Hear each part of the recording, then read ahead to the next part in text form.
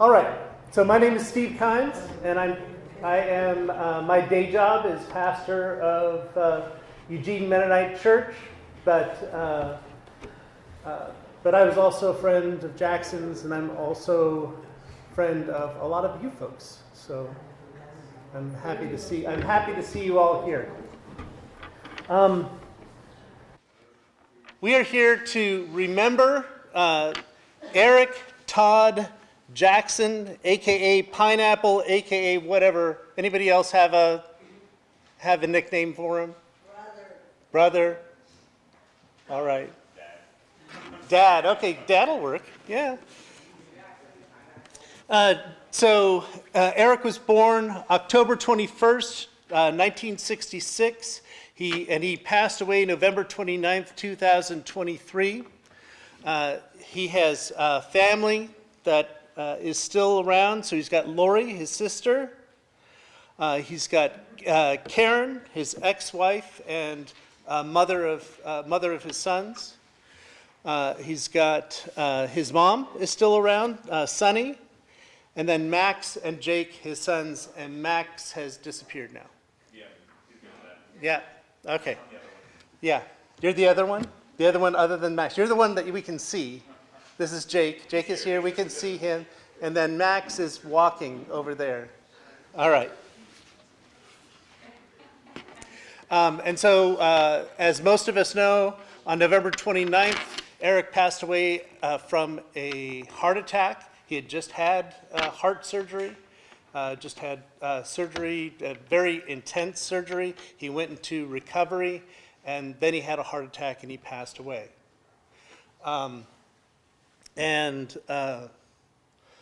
Which goes to show what a stressful and wonderful life that he led. And we're going to talk about that today. So he started Echo Pizza in Denver, which is why we're going to have pizza today, because he was a businessman. He never let you forget that he was a businessman, and he was a pizza man. He usually didn't let you forget about the pizza either, and he was an author.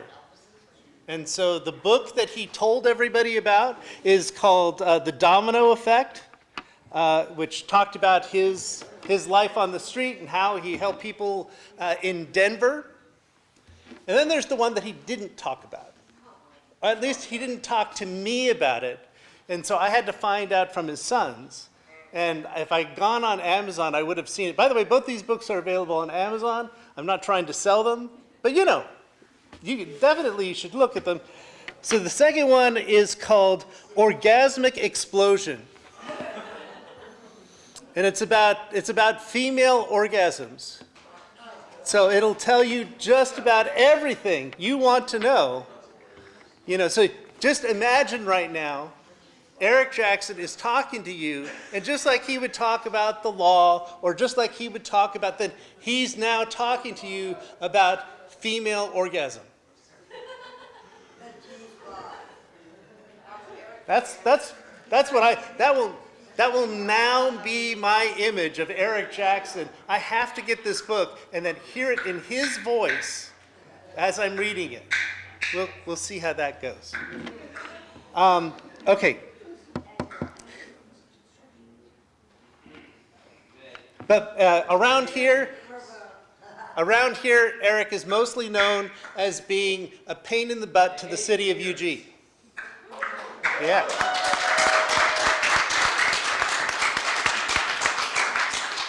So just to make sure, is there anybody who works for the city of Eugene here in this building right now? I was going to make fun of them, but that's okay. We're free to say whatever we want. Okay. But also he was a great help, support, and leader of houseless people in this town.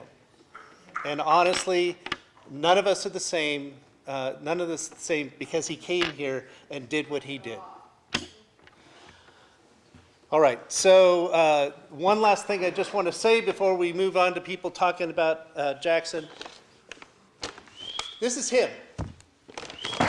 So there are two different kinds of services that we can have for people who have passed away. One of them is a memorial service in which a bunch of people get together and remember things about the person. The other one is called a funeral. And a funeral is only a funeral if you have the body of the one who's passed away. This is a funeral because these are his ashes. They're right here. And so if you come up or whatever, we're going to be more respectful for Jackson now than we were when he was alive. Okay, just let's try not to spill any of them, okay? Anyway, so, and then we just need to remember that he's watching right now, so that means we need to make fun of him a little bit while he's here. Okay, so let's go ahead and have some people tell. There's going to be an opportunity. If you want to tell a story on Jackson, there will be an opportunity, okay? But to begin with, we're going to start with his son, Max. Come on up.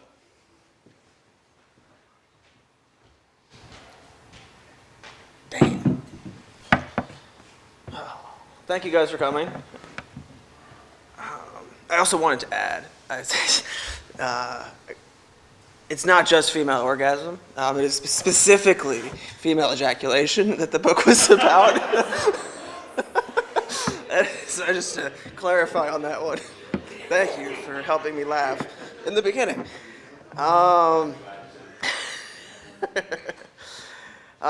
So, you know, one thing that my dad really always wanted, and he got a little bit of it from Jake and I, but like the one really thing he always wanted his entire life was 1 million kids, at least a baseball team worth of kids.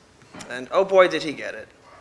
I always know how much people looked up to him, but the amount of people who have told me that he was like a father to them could and is filling this room. Yesterday, Jake and I went out to the Oregon coast because if I'm here, I have to surf because it's just how it works. And Jake got to surf, which is awesome. Beautiful skies, beautiful weather. It was pretty much perfect. And I... Hello? There you go. Okay, here we go. And it was, okay, let's see. We're good. Okay.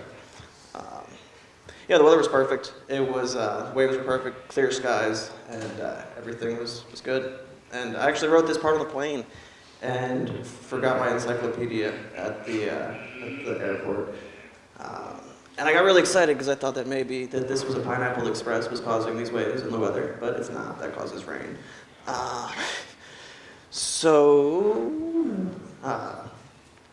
Everyone was like, what kind of music does Jackson like? What should we play? What did your dad listen to? And I really struggled to figure out the answer to that question. And I realized why. It's because we always listened to audiobooks in the car. This is at a time before podcasts, and like tapes, like tapes of like Think and Grow Rich, Rich Dad Poor Dad, and things like that. And also, while we were busy sitting there being the buckle up alarm for him, telling him to buckle his seatbelt in the car, he was always busy telling us to treat a woman right and always wear a condom. Someone said the Bee Gees were a favorite artist of his. The next logical step is to put that up into Spotify and see what their top hits are. And some of you guys may know that their number one top hit was Staying Alive. So that was a chuckle while I was cooking dinner.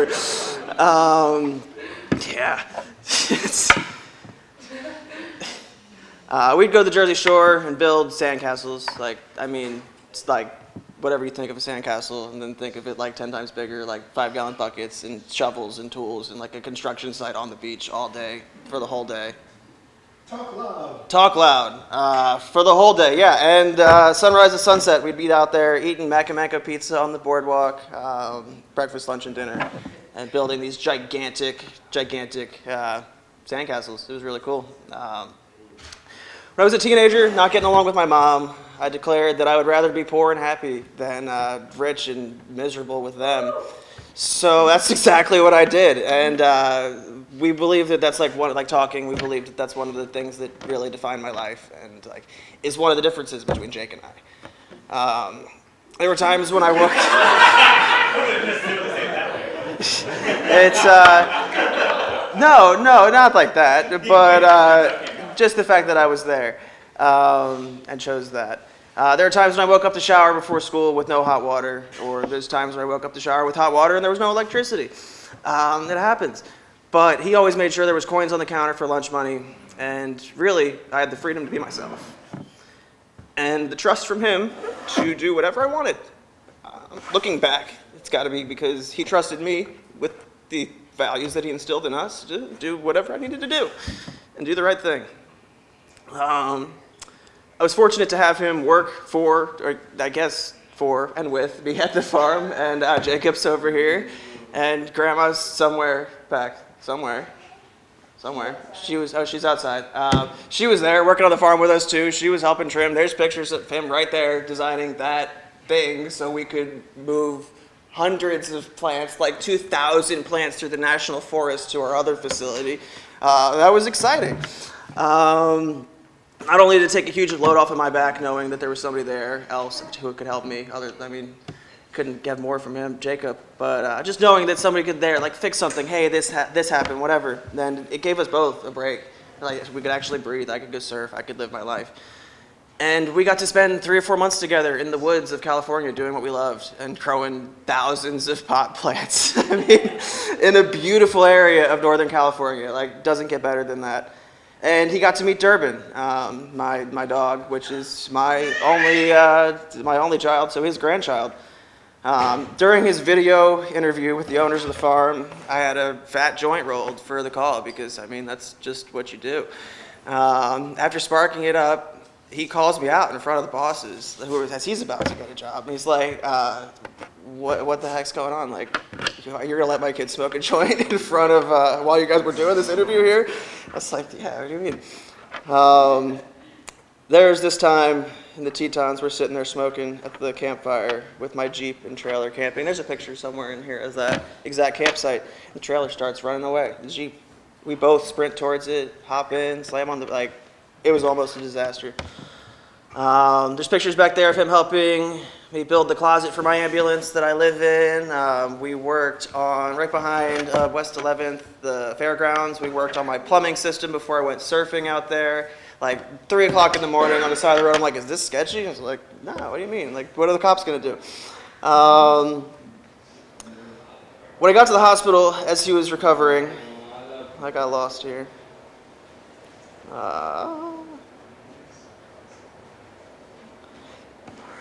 I mentioned that we never really talked about what to do in case he died. Like, we just didn't really ever talk about that. He just, I guess, assumed that I would have known the right thing to do. But laughing, he told me, well, it wouldn't matter anyway, I won't be there. So here we are, we're winging it. But really, that's not true. He's here with us now, and he will stay with all of us, many of us for the duration of our lives. Even talking to someone the other day from his Echo Pizza days, a manager who was in his early 20s when I was around, Mike Lewis, you probably remember Mike. He was just another adult to us because we were kids. Like, an adult is an adult and a kid is a kid.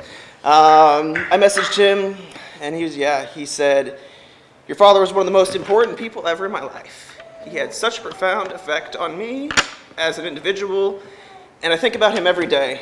I wouldn't be the man I am today if it wasn't for him. I loved him like a father, and I miss him.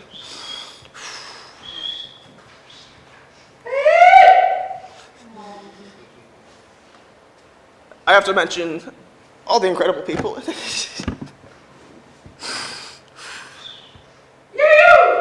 you, Max. All you guys doing this work out here. There's people in this room who I question if I was in their shoes, if I would do the things they've done. And you guys know who you are. And the people who helped us plan this today, like everyone bringing this together made this possible. And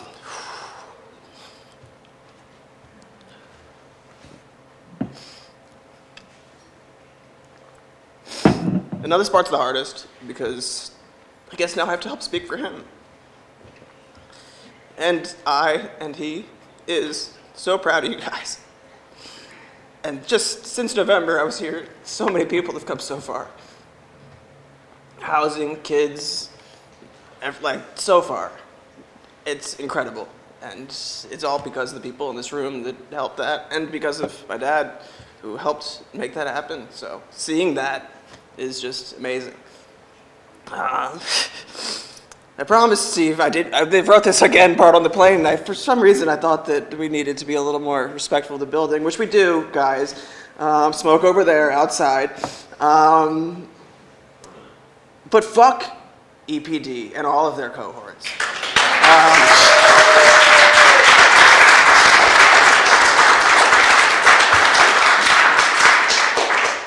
We'll listen to some audio later that a lot of you guys have probably heard or were there while he said it. But the last thing he told the city council was that they probably took about 10 years off of his life. And they sure fucking did. Yeah. But really, my dad lived at least 2 full lives, if not many more. From having the pizza place and 2 sons, to living in tents and having around 100 kids and fighting the power every day. We got to travel all over the Rocky Mountains and some of the most remote areas in Utah. Sometimes he'd be sleeping in his tent, sometimes I'd be sleeping in my rooftop tent, which some of you guys saw over at Zondi's house. Before his solo trip in the Colorado Rockies, he turned me on to what became my favorite strain. An ounce of this sweet flower that was energizing and made everything in nature better. Turned out to be Durban poison, which is now the name of my crazy golden retriever. And when he wasn't sleeping in the tent, because it was me and my cousin in there, and he was on the ground in his tent, I was in a cushy rooftop tent. And that was a cushy rooftop tent that I probably wouldn't have been able to buy had he not helped me fight the power when my photos were stolen and the color run decided to sue me. When I brought the problem to him, there was no question what needed to be done. It took us on one of the biggest battles of my lifetime. They ended up suing us in federal court to try and intimidate us, to make us back down, but we didn't. My stepdad said, take $5,000 they offered you and run. But that's just not how it works when your rights are being trampled on, and that was my value, so I was never going to be able to do that. Other family said, you don't know who you're messing with, stop this. And again, not how it works, not for me, not for my dad, and I guess I know where I get it from. He wouldn't hear any of it, because neither would I. Because of his support in this situation, I got like 30 times what other people suggested I take, so okay, we'll see. I think he made the right call there. I think we did it. But most importantly, I was able to maintain my conscience, knowing that I did not back down in a fight for my rights. They even had to put my logo on their website for 6 months, which was just the icing on the cake. After months of back and forth with opposing counsel, doing all of the work ourselves, let's be honest, he did most of the legal paperwork. We eventually settled it, and it was just all thanks to him. He more than earned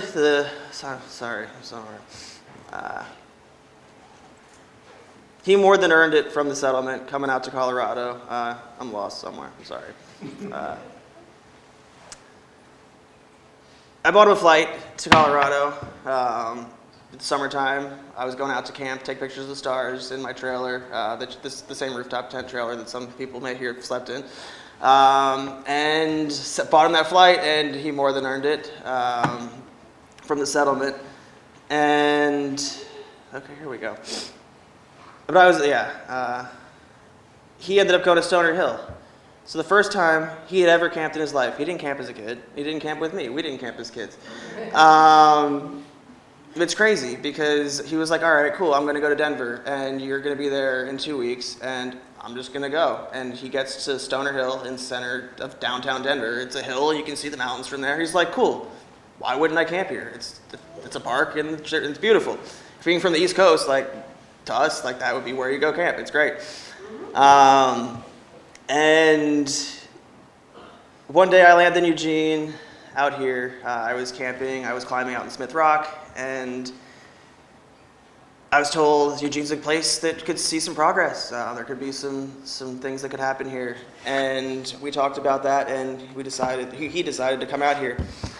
And this guy hitchhikes from Denver to Wyoming in the wintertime, gets stuck in a blizzard and camps at a truck stop for days because the highways were closed, before getting a hitch to Reading, where he stayed for a couple of weeks. I don't know if you knew that.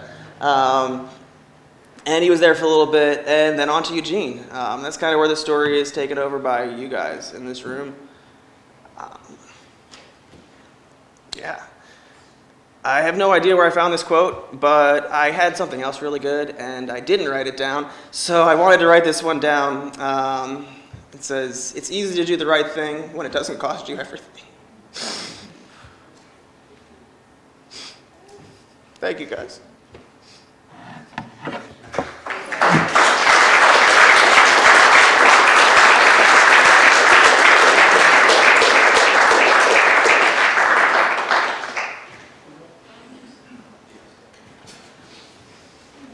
All right, well, hi. First off, thank you all for coming. Thanks to everybody who helped put this together.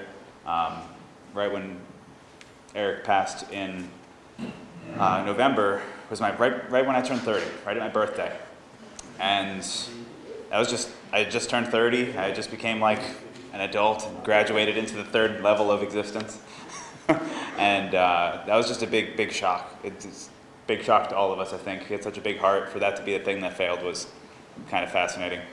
And I had never really heard about the piece where he said that Eugene, all of this took 10 years off his life. I had never heard that till after.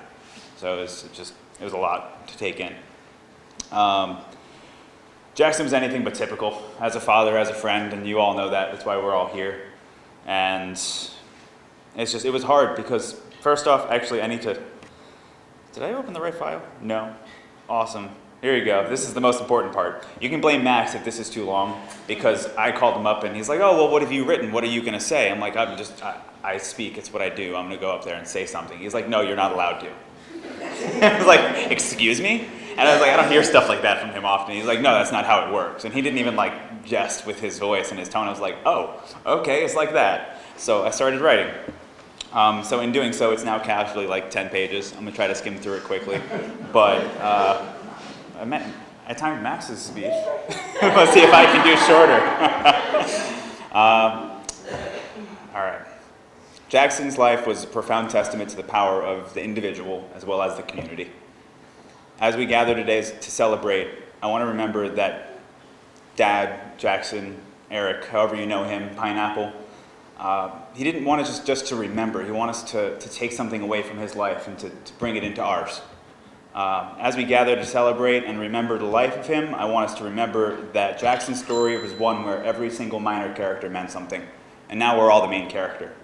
And we have to really embrace that. All the lessons that we learned from him. And Jackson taught me things that I wish were taught in schools. Things I wish were taught in our religious institutions and our families. Max mentioned the word values, ethics, however that comes. It's something that you can't just magically make if you've never been given the foundation, if you've never been given a example of that. So for those of us fortunate enough to be directly connected to his learning experience, just being part of who he exists as, we can all consider ourselves very lucky. And I want us to take the spark that is whatever he gave you and to keep it alive, to bring it forwards and into the next mission that you have, because we've got to, otherwise who's going to? That's something he always reminded us. Being close to him was like being part of an elite mastermind group, not only because between you and any one individual creates a mastermind, but he wore so many hats. He was a one-man mastermind group. As he switched hats, he could just bounce the idea off of himself, and you hear the way he talks himself through ideas out loud with you in his presence. It was just always, and being on the phone, being like a long distance, me in Florida, him in Eugene or Oregon or Denver, never changed it. It was the same kind of conversation. It always felt just as warm. And he was always a phone call away. I wish I used that more often. Same with you. I just wish more people had access to that one person. It only has to be that one person that can lift you up, scrape you off the pavement like he did a couple times for me. He's a total game changer. So to be able to think and truly feel as an autonomous being who can figure out who they are and then actually be that in the world is hard as hell nowadays. And I'm glad that I've been able to do so, and that's hugely in part to him. To receive people, to really meet people where they're at and connect with them. I used to say he was the only person that can go from the boardroom or business room with executives to the streets and talk both languages and communicate. And that's why he was who he was. He often said that, I mean, as a businessman, he'll never let you forget he's a businessman. I once questioned why he's living the life he chooses to live. And he's like, well, I can't advocate if I'm not living that life. I can't advocate for people on the streets if I don't know their story. And he sure as hell fought from a grassroots level. Speaking of fighting, I learned so many tools to combat the self-shame and the fighting inside of me from him. And I don't know about you guys, but that's the reason I'm still here. If it was just Mom, and if it was just the rest of my family, and if he wasn't around as an influence source, like even though he was estranged or lived far away from me, and since my family separated and I grew up with my mother and my stepfather, I didn't get to see him as much as Max did. He got to see him exponentially more than I did in person. And I still live knowing that I am who I am because of him. And we can all hopefully stay the same. His mind worked like nobody else I ever knew. And I'm pretty blessed to have a mind that works similar to his. And I hope we can all take something away for learning how to think. Not just thinking, but like learning how to do it properly, because thought's hard work. And to believe in something and to stand up for it can cost you everything. I really want to start something like Jackson Connection Enterprises or something, or some nonprofit that teaches whatever he taught us, whatever that spark is. I wish we could capture it and bring it to schools and bring it to institutions, bring it to churches. I don't know how, but I want to compile all the lessons that you all have. And whether it's an email address or something, if you have something to write in about something that he taught you that was profound, something that made a difference in who you are today, I want you to share it with us. So I want to figure out how to compile that and bring it together and bring it to other people, because it's really meaningful. What he impacted upon this community needs to happen elsewhere. For me personally, and probably a lot of people in this room, a lot of people out there, there's a term for it nowadays that I never knew as a kid, neurodivergence. But I was told that I was basically broken or wrong as a kid. Diagnosed with ADD, pumped full of amphetamines, and told that I wasn't supposed to be the way I was. And he's probably the only reason I'm not still trying to be normal. Trying to fit in. Trying to let all the other emotions build up while you just fit the box, fit the mold. And I think we're all done with that, thankfully. He absolutely pulled me off of suicidal depression more than one occasion. I remember calling him, and I was being heavily abused. And he helped me with all the court paperwork to get out of that and helped me get through to be able to have my life back when somebody was trying to successfully destroy it. And got a lot more personal than I wanted it to. And he was there for every step of the way. And so many people here, he's probably pulled off the edge. And so many people that aren't here. And some people that aren't here, he helped pull off the edge more than once. And this life's a lot. So, let's see. I may have stayed on the track of being normal and having so much trapped inside of me that never would have been let out if I tried to be fitting in the box. But thankfully, he showed us what not fitting in the box looks like, how to be honorable and of integrity and real as fuck at the same time. Came to this grand conclusion with my friends the other day that you either become an asshole or you become funny. You become a terrible human being in the scum of the earth, or you learn how to laugh at all of it. And sometimes laughing at all of it can make you apathetic. So you gotta be able to laugh at all of it and still feel it all at the same time. Jackson's teachings went beyond traditional learning. I know his spirit was contagious. Ever since I saw it in Echo Pizza in 1999-ish, correct me on my timing, but smile on the phone, Jackson, because the customer can hear your smile, and it has to be a real smile too. And I mean, I was like under the counter picking up the phone as a kid, picking up the Echo Pizza phone. It's just make sure you smile on the phone because people hear it, they feel it. And there's a little bit less of that nowadays in the world. We can all hopefully bring that with us. He showed me an ability not only to combat the demons of negativity of life, but also when to choose to put the sword down and not engage. He knew when to do both, because he knew when to de-escalate and take things lightly again. Because there's moments for taking it all way too seriously, and there's moments for not. And somehow he bridged that gap perfectly. He showed me not only how to persevere through difficult emotions or circumstances, but how to embrace ourselves and thrive. The resilience against social norms encouraged me to cherish and be the unique person that I am. Something that Max said regularly over the last couple of days is, if thinking for yourself was so powerful, or wasn't so powerful, then why are there so many social structures in place to make us think the way they want us to? And that's something that Dad lived for, is to think for yourself and to do things that matter. Let's see, I already said that. Now I'm lost too. Yeah, I was supposed to have my computer, but now it's doing everything else.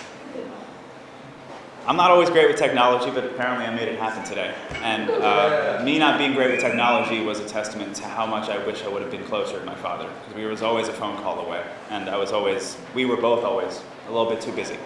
And it's really easy to do that, to go through this life being too busy to connect with the people that are right down next to you, even if they're not next to you, because it's this far away nowadays. I think we all learned invaluable tools from him on how to be a better thinker, to thwart self-loathing, to foster deeper connections to others, to understand yourself.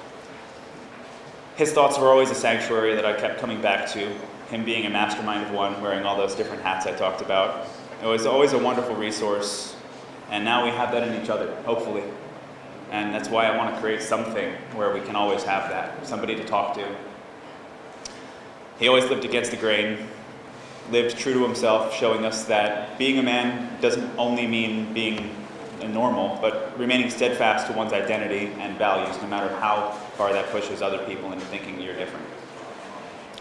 His unique mindset was not just a personality trait, but a gift he shared with everybody he talked to. Childlike wonder, innovative ideas,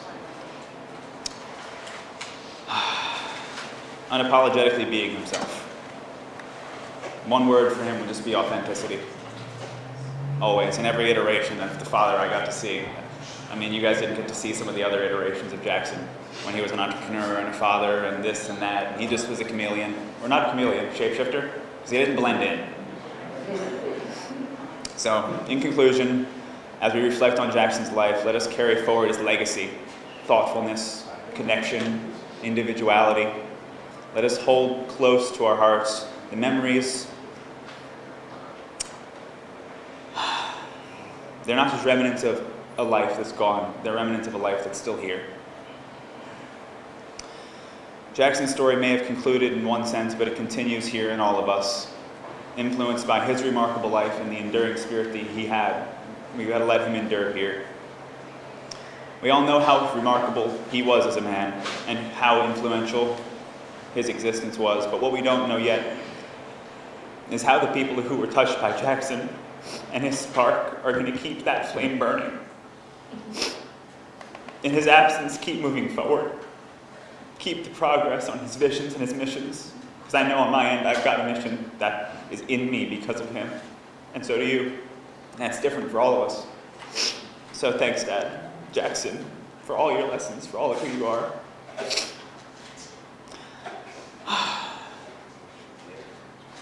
I hope that his unique view on the world can keep us inspired long after he's gone.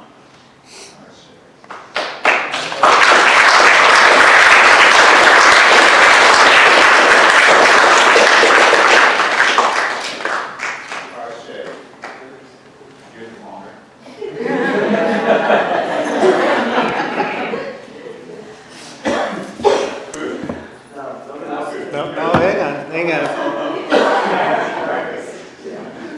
All right, so those two got to say their very long speeches, and now it's your guys' turn to say so. I mean, just to start us off, we were talking about lessons that Jackson gave us for me. There's two main lessons. I'm going to keep them to just one sentence. So one lesson that I learned from Jackson is that no matter how much privilege you have, you can still start over on the street and make a difference. Yeah. We know what his bullshit was.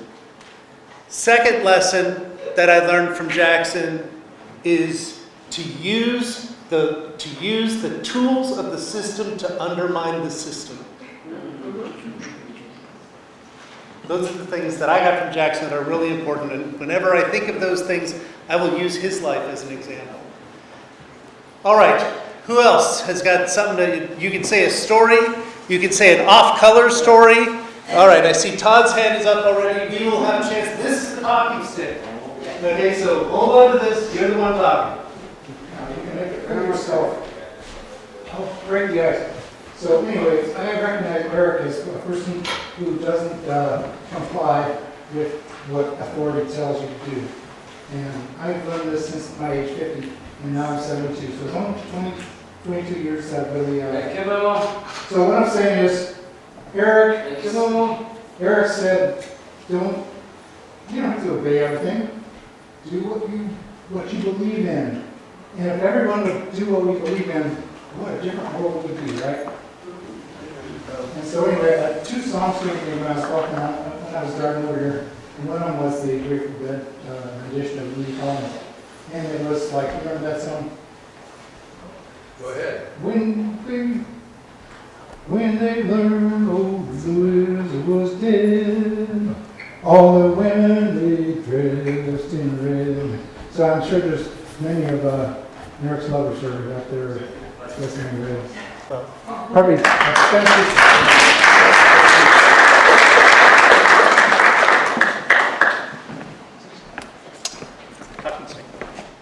Thank you. Hi, everybody. My name is Steve Deere. I live in the outside of Eugene. I'm an activist. I wanted to read a poem, but then I have a few things to say too before it. Max and Jake and Eric's family, I'm so sorry for your loss. I'm sorry for those who will suffer and maybe die because of our loss of Eric. And for all those gathered here and elsewhere who worked in the struggle for justice like Eric did, I thank you. I'm sorry for our loss. Thanks to Max and Jake and Zondi and Wayne and Steve and everyone who brought us together today. This morning I was planting some bushes along our gravel driveway at our house out in the woods outside of town, and it was hard to start because there was this gravel and it was digging. Hi, brother. And I was thinking about Eric, and I thought, well, that's what he did. Putting all my weight on this spade, I couldn't get through. And then I finally did, and I think that's what Eric was doing with his life. He did the hard work digging in the soil to plant new community, new creation, and new growth through the hard gravel and concrete of our society. That's what Eric did. He paid for it with his life, like he said. The criminal sweeps by the city of Eugene took years off of his life. So I have this poem by Daniel Berrigan, who was a priest and an activist, and he and others wrote about how, sure, some of us are good with paintbrushes and could be an artist, or some of us are good with instruments and could be an artist, but all of us can be artists with our lives. And I think that's what Eric did as well. The powers that be want us dumbed down and distracted, like the Roman emperors said, feed them bread and give them circuses, and we can go on with our empire, and that's where we're living today. And Eric wanted us to get smart and focus. I didn't know Eric well, and I knew him as Eric, but I had great respect for him from the sidelines, or even in the stands. He was out there. And one night in January 2019 at so-called Free Speech Plaza, some of us were there in an action of solidarity for Eric, with Eric, in the camp that he and others had created there. And we were there because you can't have free speech at Free Speech Plaza after a certain hour at night. And we were there to get arrested, make a statement in support of Eric, who was right there. And the police wouldn't arrest us. They were. I was actually using this phone, I think, with a cop, and we were going over the law. It was really kind of surreal. It's like 1 a.m, And the best thing, the smartest thing police can do when protesters are there is not arrest them, as I think the president of Columbia University will realize in the weeks ahead. So Dan Berrigan, who wrote this poem, was a Jesuit priest, and he and his brother Phil Berrigan were part of the Catonsville Nine, which was raiding and destroying draft files with homemade napalm during the Vietnam War, and the Plowshares movement, which was about entering nuclear weapons facilities and destroying them, at least symbolically. And they happen to be friends of my family's, and Phil spent 11 years of his life in prison for these types of actions. And they kind of have ruined me for life with their examples, and I add Eric to the list of exemplary people in my life and in our lives. And I'm sure Phil and Dan and Liz McAllister and Eric are all kindred spirits. Like all of these exemplary people, Eric afflicted the comfortable, comforted the afflicted through their profound sacrifices, and we're all better for their example. So to all the people here and elsewhere who are continuing in the struggle, as Eric asked us to, I humbly thank you. Let's all smile on the phone and undermine the system and thrive. This poem is called Some by Daniel Berrigan. Some stood once and sat down. Some walked a mile and walked away. Some stood there twice and then sat down. It's too much, they cried. Some walked 2 miles, then walked away. I've had it, they said. Some stood and stood and stood. They were taken for fools. They were taken for being taken in. Some walked, walked, walked. They walked the earth. They walked the waters. They walked the air.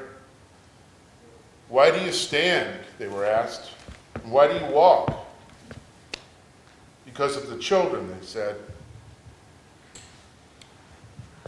And because of the heart, and because of the bread. Because the heart is the heart, the cause is the heart's beat, and the children born, and the risen bread.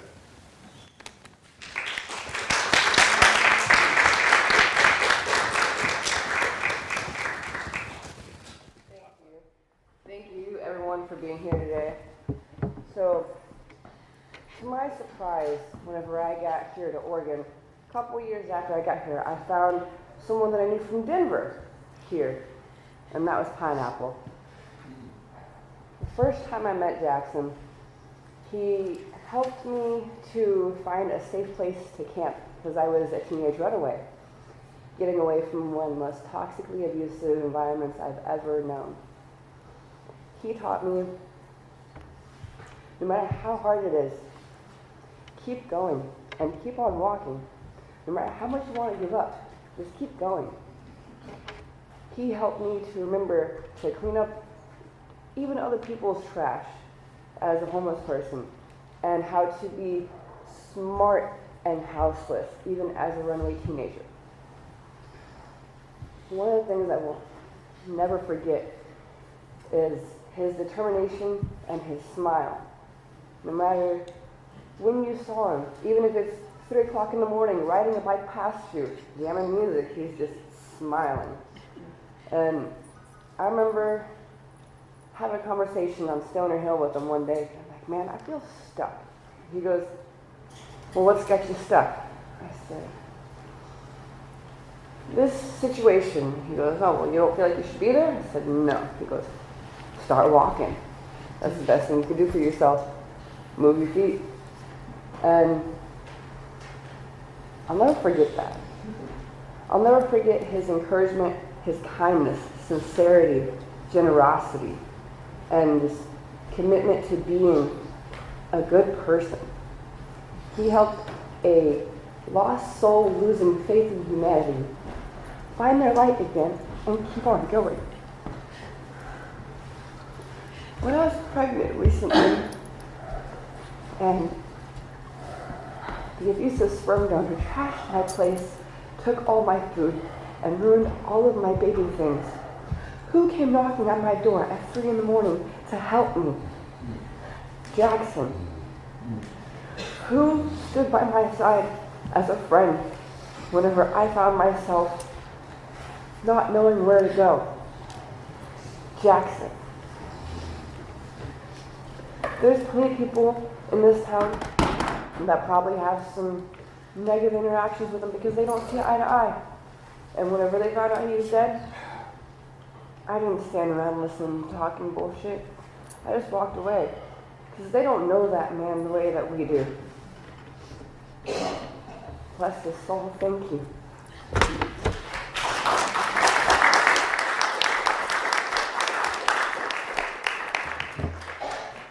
Ready?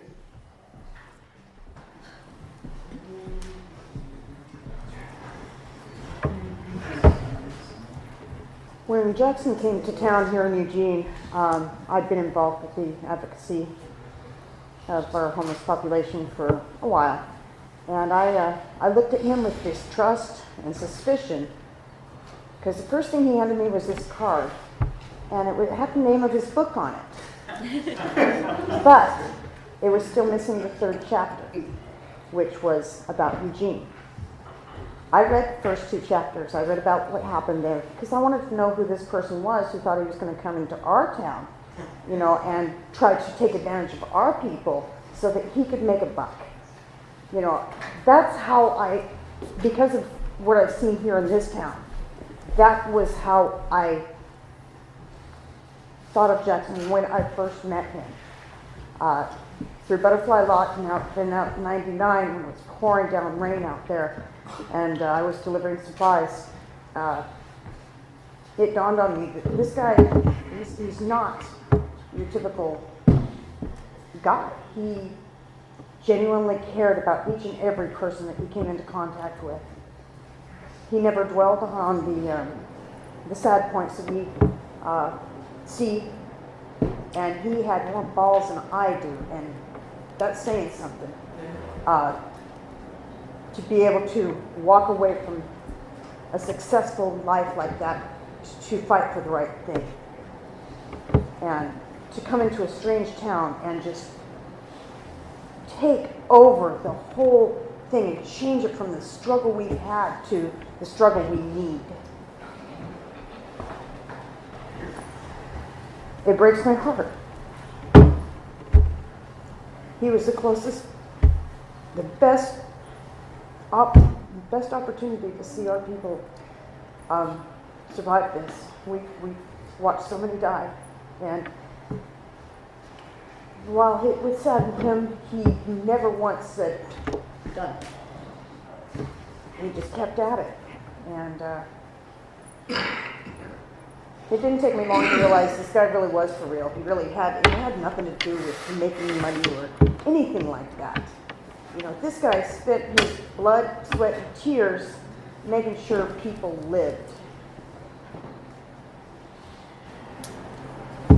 He was more successful than I think anybody will ever know. I was there at 3 o'clock in the morning seeing what he was doing. We've had many talks. We've debated what would work best, and he was right more than I was, many more times. Him fighting the way he fought was the way we need to fight now. I don't even know how we pick up his torch. I've been out of the whole thing for a while now, and obviously I need to get back in it. Our last communication was I was creating some forms for us to use to try to create some proof of, EPD's nefarious nature. And then I didn't hear from him for a while until after his heart attack. And I don't know what to do with what we were talking about. I don't know how to continue doing that. I wouldn't have even thought to try again until today.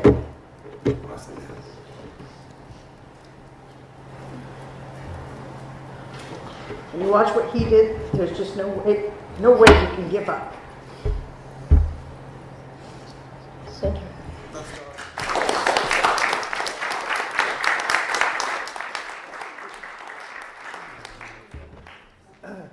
Kathy, there's a couple people in this room who would be happy to keep that going.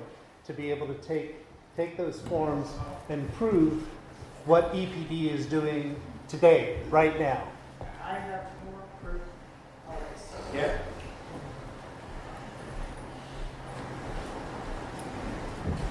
Oh, Eric didn't come with me here to sing his song.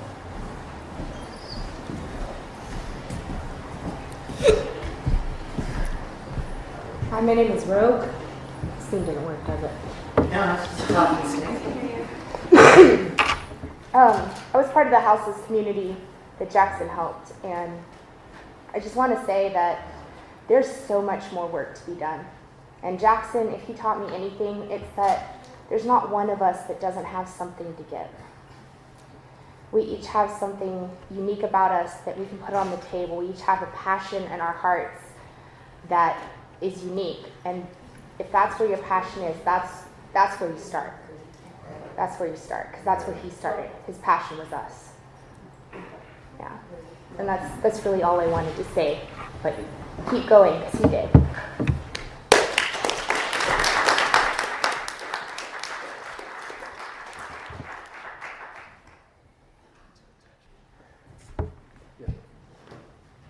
My name's Wayne Martin. I met Jackson when he first got to town. There were a couple of us who wanted to start a union for unhoused people, like there had been in Philadelphia. He knew of that union, and the two of us began to have that as our mission. It didn't work out. There were people apparently who knew more than we did, and we had to stop. EricJackson. I think the thing that I am so gifted by, more than anything, is that he made up his world as he went along, which might mean every morning. And by noon it was a new world. And later it might have been a new world. I think I always aspired to do that. He was a model. I had a problem because I was the father of 6 children, and it's a little tougher to make up your world as you go along with all those kids. Nonetheless, the kids are grown. That's my ideal, to wake up in the morning and make it up as we go along. I want to put in a special word for Zondi, and for Otis, and for Oz, and for Zoe. Thank you, girls, for all the hospitality and unmovability that you provided. Finally, Eric asked me to read over his lawsuit against the city of Eugene and the county of Lane. And it was about 75 pages. I have it. If copies are available on Visa and MasterCharge if you're really interested. Yeah, it was quite a document. Think about it. How would he have been able to do that? Well, because he was Eric. He was Pineapple. I'm so grateful for the way in which, in being in his life, it was a learning experience for how to be in the moment and how to make the moment be in you. Thank you.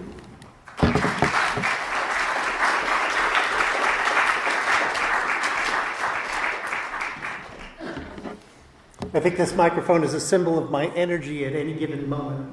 And it likes Wayne a lot. The microphone really likes Wayne. Wayne, maybe I can have you preach tomorrow. So, who else? Anybody else? Visa and MasterCharge. MasterCard. MasterCard. You don't want them to sue you. Excuse me, I don't need this. No, you don't. It's just a talking stick. Not at all. No, you don't. I am Oba, and I feel extremely blessed, as we all should.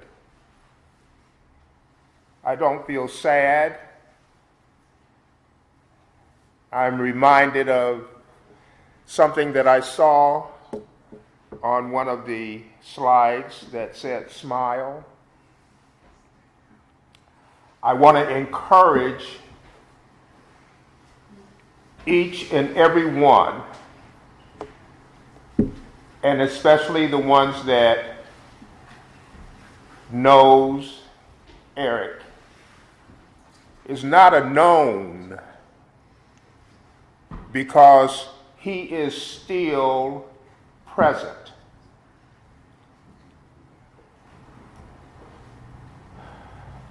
We are all blessed because, and we shouldn't feel sad.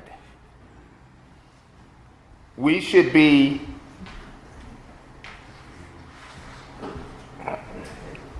amazingly happy that we had the opportunity to spend valuable time.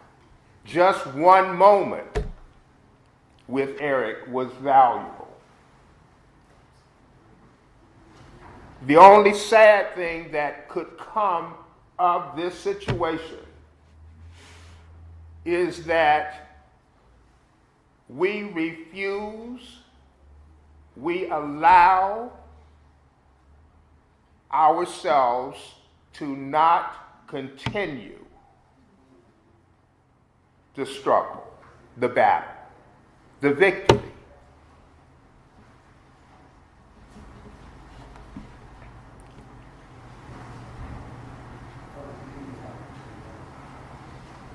I didn't know him in person very long, but I bore the Spirit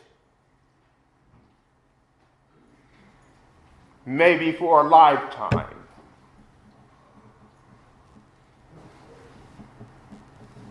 It is all of our responsibility to follow the path that has already been set forth. Amen.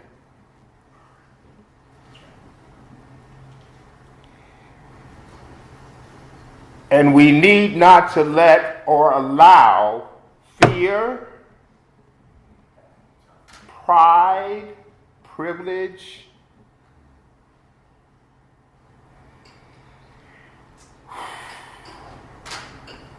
or self-defeat to allow the milestone that Eric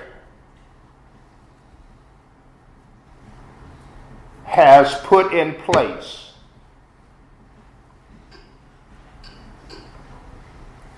And we need to be here not only in our capacity, but in the capacity of each other, because that's what we need. We need the same support to carry on that battle, because it is a battle. And there's nothing that he did, even though he may have had a smile, was done without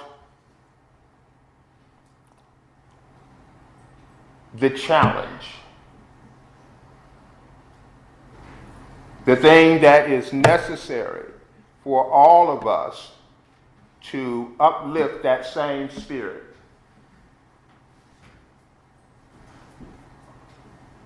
Peace.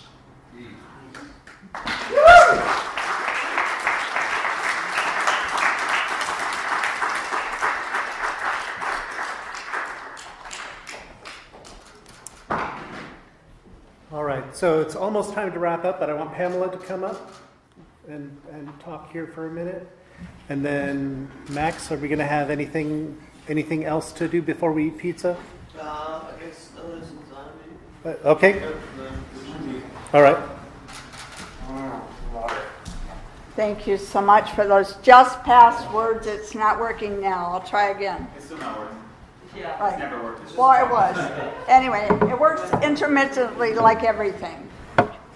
So I first met Eric about the time Wayne just mentioned in the courthouse plaza. I didn't have much time with him at that point, but I remember some testimonies at the city council in November of 2018. Our friend just passed, Pam Garrison, also among our work, read the letter written by the sister of the man who'd been bludgeoned to death by 2 teenagers here in Eugene, Oregon, because he was sheltering, or who knows why, because he was sheltering in an overhang of a doorway. And I got up next and told the story of my brother, who had been homeless in Denver for the 10 previous years. Not one counselor looked at me. I never got any response. Eric came up to me after my testimony, gave me the best hug in the world. He asked me my brother's name, and yes, he knew my brother in Denver. And we were kind of bonded then with that. And I think, Steve, it was about your first day here when we took materials out to 99, right? Yeah. And Eric was in the midst of all that hokey pokey stuff with the city. So, my trust in Eric, his solidity, his thoughtfulness, his intentionality, his care, his steadiness has just been one of pride. And I'll tell you a really cute little funny story for me. I was at the Court of Non-Record Municipal Court, lots of hearings, but in this particular hearing, our friend Robert Dickey was being charged with trespass. And Eric was representing Robert. And the new flunky police officer, who'd obviously been given the job to ticket people around the area where they ended up building homes for bad housing. Yes, I have bias. And the officer did his official curt testimony. And Eric got up to cross-examine the officer and said, "Could we have that picture back again, please?" He asked the officer, "Do you see where Robert's feet are standing?"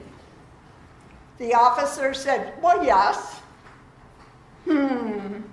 Eric said, "Is that grass in a restricted area for people to be?" Oh, the officer said, "Oh, no, I don't think so." Robert Dickey won that case also. So, thank you, Eric. Blessings on the family. Thank you for having us all here. And yes, we carry on. We don't sit down. We keep going, because what else? We all have something to offer and carry in love with each other, even the hard climbs. Thank you.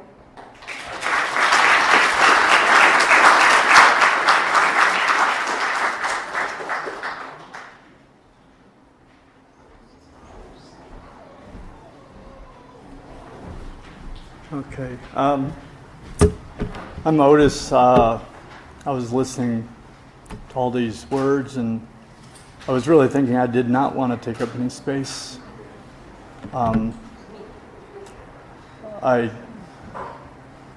I feel like Talk loud. Sorry, it's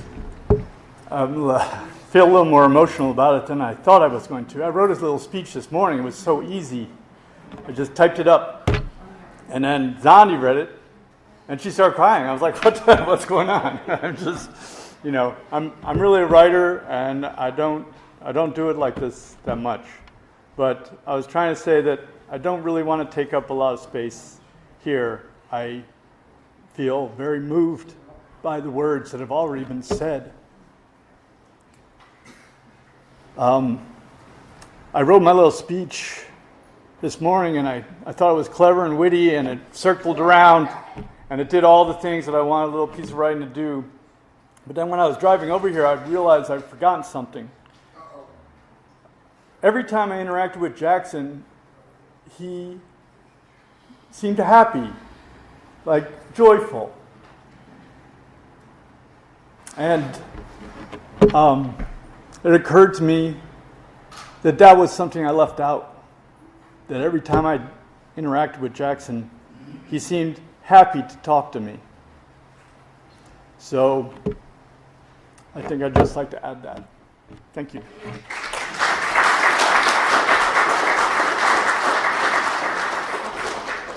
Otis Kazandi hosted the tent for Eric for a year. How long? 2, I guess he's been out there. So, then Jake and I, amazing.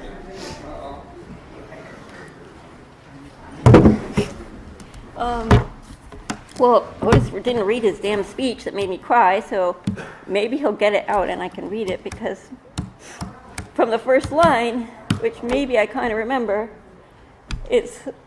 he captures Eric. Will you get it out so I can read it? But I think it starts something like, if I asked Eric what I should say, Eric would say, or what I should write, Eric would say, write what you want to write. And I think about that with Eric's sons. And, okay, sorry, I have to back up. So as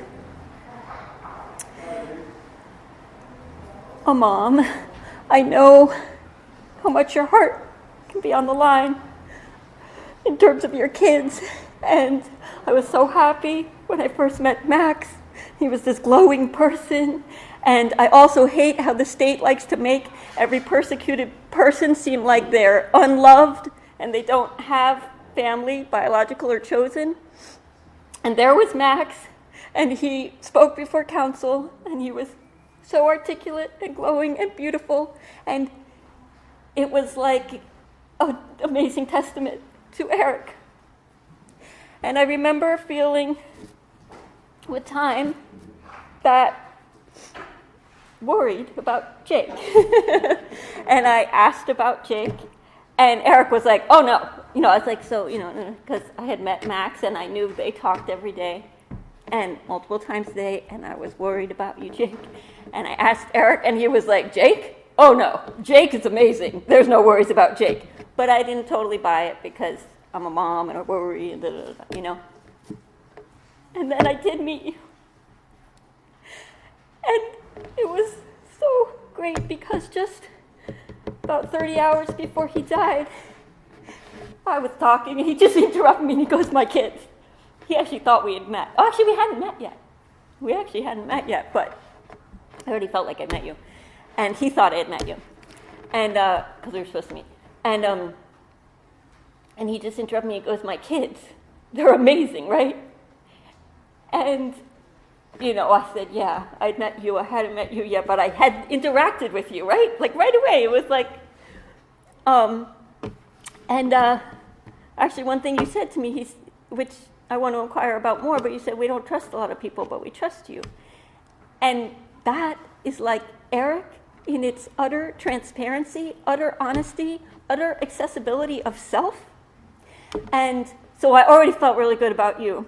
But then I checked out your Facebook page, and it has, I don't remember exactly what it was, but it was deep. Like, people put a couple lines on their Facebook page, usually it's dumb, but it was deep. And it had to do with self-love. And I thought, fuck, Eric's children are like at his level. and there's nothing to worry about. And it was so great joy to me to know that he would not have a doubt about how amazing his children are.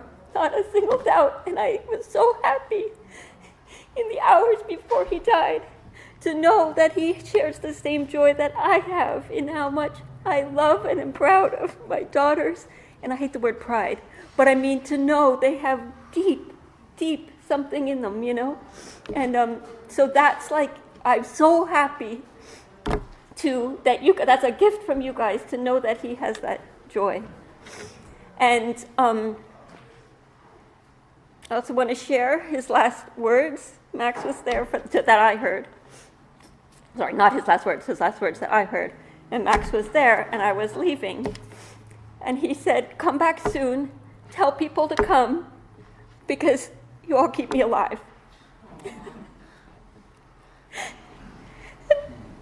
And I just want to say something a little bit to the side, which is that I feel like it's my little special secret, but I think it's one that all of us who are close to Jackson have, which is like there's the spectacle of Jackson, there's the person who, you know, oh my fucking God, he did so much in this town. I mean, it's like I actually meant to make a list, but I couldn't pull it together because I like details, but I couldn't pull it together. I've been a mess about him. But where you could make a list of all the city ordinances and city manager re-regulations, one of which was passed just in like 2 weeks before he died. The city passed a new regulation to basically make it possible that they could move Jackson again. And like there's so many, it's insane that they had to come up with. And so this is the spectacle of Jackson that I'm speaking to. And I think it was County Commissioner Pat Farr, but I don't maybe it's public. I don't know if it was him, but I think it was him. But anyway, one of the county commissioners came up to me and they were like, you know, and it was with the whole, you know, talking about supposedly fucking them doing something to help unhoused people. That was like not happening, right? But he was like, I think we could do something if you could just promise that EricJackson will go away. And it was like, you're talking to the wrong fucking person. Okay? And then it was amazing because I'm not kidding you, 2 weeks, it's like they were spreading this. 2 weeks later, within 2 weeks, someone from Community Supported Shelters approached me with the same proposition, and then also a city staff person. And it was like, you guys, you're so fucked up. And also, I just want, okay, so on the spectacle of Jackson, I want to say on Monday, the Supreme Court is revisiting Martin versus Boise. Like one way headline puts it is on Monday, the Supreme Court will hear a case that could make life drastically worse for homeless Americans. I don't know, like all the language of Americans, all the shit. But anyway, and we know that the Eugene City Council just passed an ordinance that's car camping crackdown. Like this shit is crazy and we need all the iterations of EricJackson, right? Okay, now I'm gonna move away from the spectacle of EricJackson, that spectacle where he made himself visible, right? That was part of his strategy to be ultra visible. And just say that there's like this other part that has nothing to do with him. Well, it's just, he's,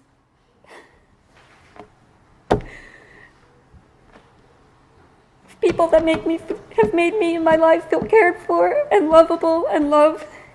Eric is really, really up there.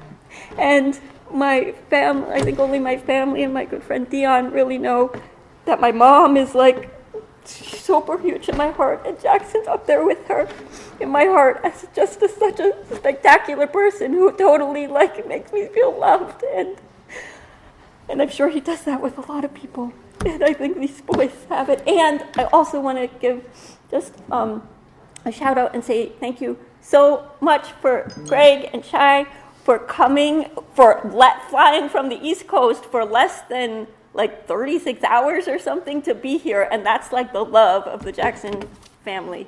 And thanks. I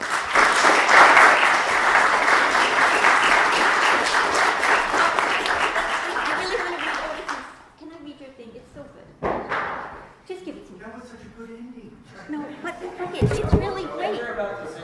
Yeah, okay.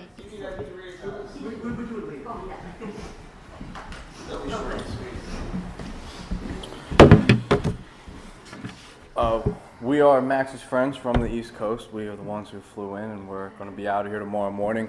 We've been friends with Max for about 18 years now. I met EricJackson when I was about 15 years old, and when I was a junior in high school and had my license, I would skip school, and I was allowed to hang out at Jackson's house as long as I bought breakfast from McDonald's. I was not allowed to do these things. Max was not invited. Max was in school. Yes. Eric and I would go to municipal court and fight window tint and speeding tickets that I would get. He would teach me how to negotiate with the prosecutor and not be disrespectful in front of the judge. EricJackson at the time was a ladies' man. He let Max and I run the streets and do pretty much anything we wanted to do because he knew we weren't doing anything wrong. We were just chasing girls and riding our bikes around town.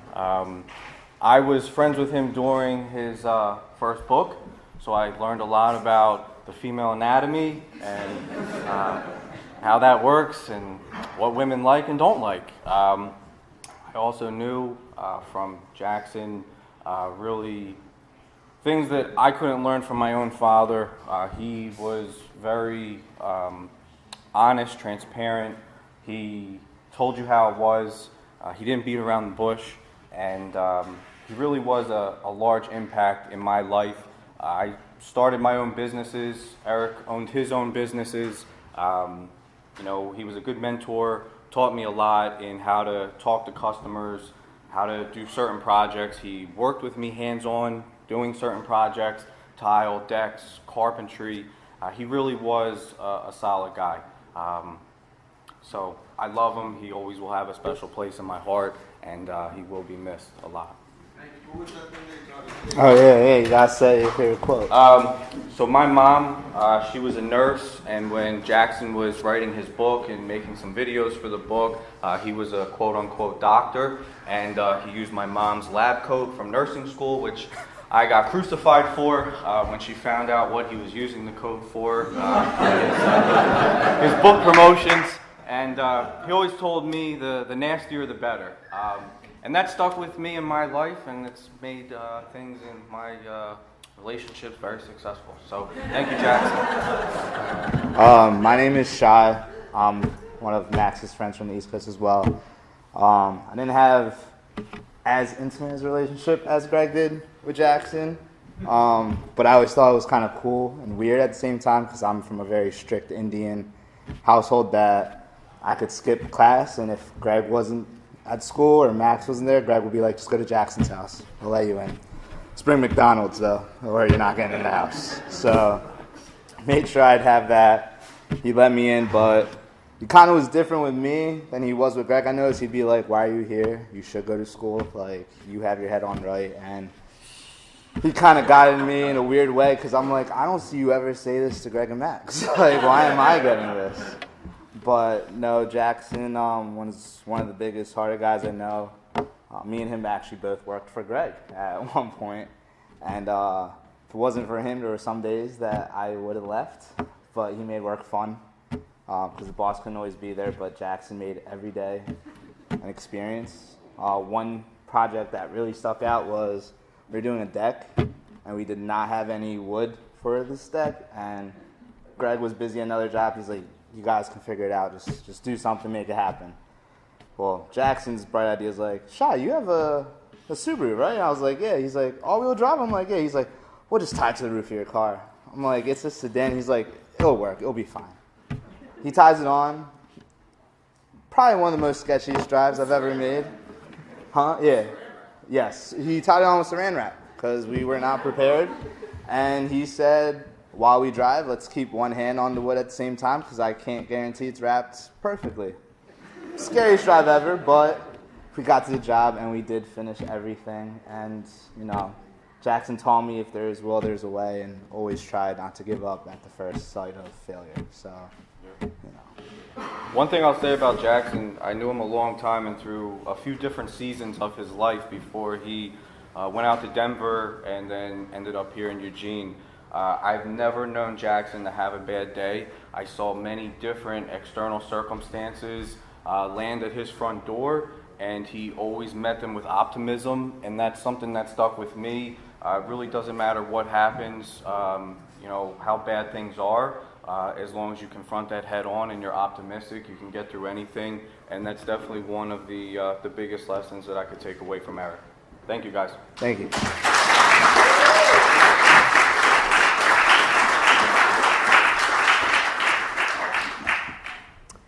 All right, so we're gonna close it up here. So we will have pizza. If I could have a few people help when we're done, so we could stack up all these chairs again and maybe sweep the floor. But apart from that, Jackson gave us a baton.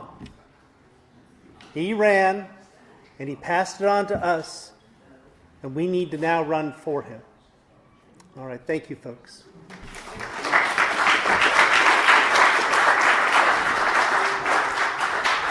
I just want to say, if you guys had something you wanted to say, or maybe you don't want to stand up in front of people and say it, please send it to us. Whether it be an email, whether it be a little video, text message, whatever. Our contact information can be available, especially if you track us down, because we're here.